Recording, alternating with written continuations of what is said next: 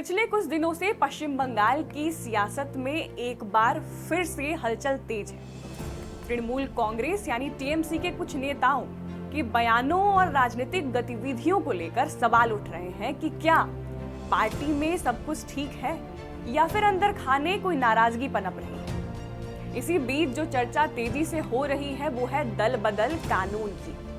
तो आइए जानते हैं कि आखिर ये दल बदल कानून है क्या, और क्या अगर किसी पार्टी के नेता या विधायक दूसरी पार्टी का रुख करते हैं तो दल बदल कानून उन्हें रोक सकता है। चलिए आज इसे आसान भाषा में समझते हैं। दरअसल भारत में दल बदल कानून को 1985 में संविधान की 10वीं अनुसूची के तहत लागू किया गया था। इसका मकसद था नेताओं द्वारा बार बार पार्टी बदलने की प्रवृत्ति पर रोक लगाना, क्योंकि एक समय ऐसा था जब विधायक और सांसद अक्सर राजनीतिक फायदे के लिए पार्टियां बदल देते थे, जिससे सरकारें गिर जाती थी और राजनीतिक अस्थिरता पैदा होती थी। अब सवाल ये है कि आखिर किन परिस्थितियों में ये कानून लागू होता है। तो आपको बता दें कि अगर कोई विधायक या सांसद अपनी पार्टी छोड़ देता है या फिर पार्टी के निर्देश यानी व्हिप के खिलाफ वोट करता है तो उसकी सदस्यता जा सकती है, यानी वह विधायक या सांसद पद से अयोग्य घोषित किया जा सकता है। लेकिन यहाँ एक बात ध्यान देने वाली है कि हर मामले में ऐसा नहीं होता। यहीं पर मामला थोड़ा दिलचस्प हो जाता है। अगर किसी पार्टी का केवल 1-2 नेता दूसरी पार्टी में चला जाए तो दल बदल कानून लागू हो सकता है, लेकिन वहीं अगर किसी विधायी दल से कम 2/3 सदस्य एक साथ किसी दूसरी पार्टी में शामिल होने का फैसला करते हैं तो इसे विलय यानी मर्जर माना जा सकता है, और ऐसी स्थिति में दल बदल कानून की कार्रवाई से राहत मिलती है। यानी यहाँ जो संख्या है ना वो बहुत महत्वपूर्ण भूमिका निभाती है। अब बात करते हैं क्षेत्रीय दलों की। तो पिछले कुछ वर्षों में देश में कई क्षेत्रीय पार्टियों में टूट और बगावत देखी गई। सबसे चर्चित उदाहरण महाराष्ट्र में देखने को मिला, जहां शिवसेना में बड़ी टूट हो गई।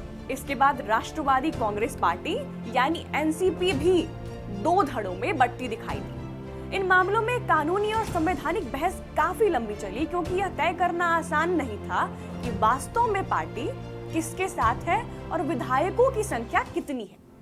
अब हम टीएमसी पर आते हैं। तो अगर टीएमसी में भी भविष्य में किसी तरीके की बड़ी टूट होती है तो सबसे पहले यही देखा जाएगा कि कितने विधायक या सांसद पार्टी से अलग हुए। अगर कुछ नेता व्यक्तिगत तौर पर पार्टी छोड़ते हैं तब वहां दल बदल कानून लागू हो सकता है, लेकिन अगर बड़ी संख्या में विधायक एक साथ अलग रास्ता चुनते हैं तो मामला अलग कानूनी दिशा ले सकता है। एक और महत्वपूर्ण बात यह है कि दल बदल कानून लागू करने का अंतिम फैसला कोई अदालत सीधे नहीं करती है।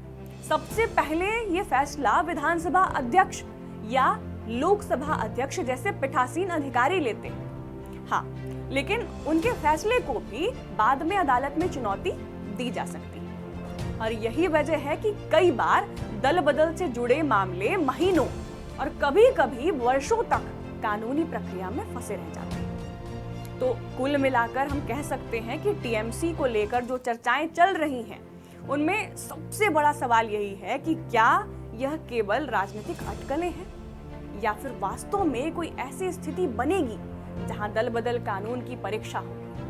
फिलहाल इसका जवाब भविष्य की राजनीतिक घटनाक्रम में छिपा है, लेकिन इतना जरूर है कि ये दल बदल केवल नेताओं के पार्टी बदलने का मामला नहीं है, बल्कि मतदाताओं के भरोसे और लोकतंत्र की स्थिरता से भी जुड़ा।